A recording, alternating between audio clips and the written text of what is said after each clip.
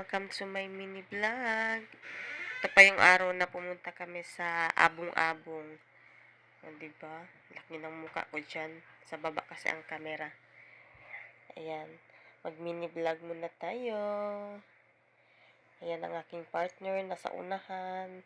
And energetic ka maglakad. Pero may baon namang 1 liter na tubig.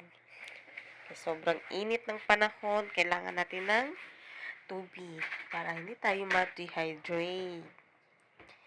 Ayan. Tamang paglakad lang papunta sa Abong-Abong. Agoy nanguyhab ng person. Taytani ron. Finally, makaadto kog Abong-Abong after 4 years.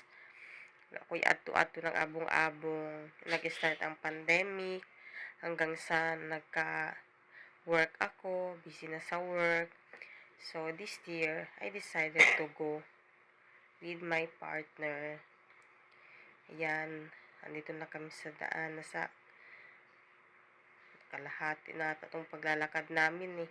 Daming tao, guys. Huwebes Santo to nung pumunta kami. Daming tao, ang daming pagkain. Pera nga lang wala.